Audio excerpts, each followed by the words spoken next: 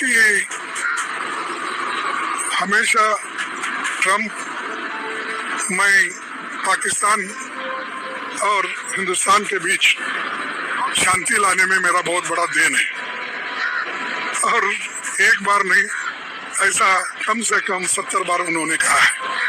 इसका मतलब क्या है कि मैं बहुत बड़ा आदमी हूँ, मैं दुनिया को झुका सकता हूँ, लेकिन ऐसा दुनिया झुकने वाली नहीं। ये जो आज हम डेमोक्रेसी में है, डेमोक्रेटिक मेथड से ही हमको आगे चलना है। ये जरूरी है कि सब लोग ठीक ढंग से बर्ताव करें, किसी को डराना नहीं। और जो नेहरू जी की पॉलिसी थी, लिव एंड लेट लिव, तो ये हमारी पॉलिसी है।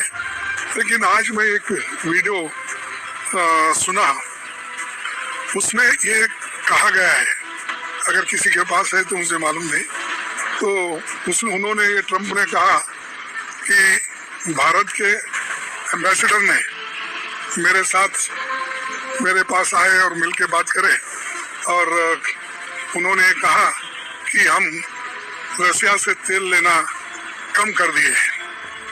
तब उन्होंने ये कहा कि अच्छी बात है, मुझे मालूम है मोदी अपने को इज्जत देता है और मेरी बात सुनता है, ये उन्होंने कहा। तो इसका मतलब क्या है कि मोदी जी उनके कंट्रोल में है। अब उन्होंने कुछ ये कि वो अच्छे हैं और हमको खुश रखना चाहते हैं। तो इसीलिए मुझे एक डायलॉग याद आती है कि कौन सा एक कर्म क्या कौन सा की, जिसमें बोला है मोगम्बो खुश है, मिस्टर इंडिया। एक पिक्चर में कहा था कि ये बात एम्बेसडर कहने के बाद मोगम्बो खुश है, ऐसा ट्रम्प ने बोला। अब इस तरह की अगर सोच रखने वाले लोग दुनिया में डराने की कोशिश करते हैं तो भारत झुकने वाला नहीं है।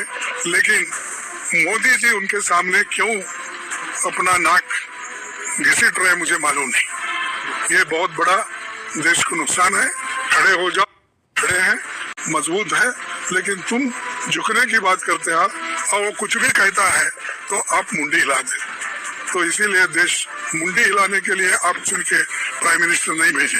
यहाँ पर आपको देश की रक्षा और स्वाभिमान गर्व के साथ बात करना चाहिए, ना कि मेरी बात सुन के उन्होंने आयल कम कर लिया, मेरी बात सुन के उन्होंने शांति लाई।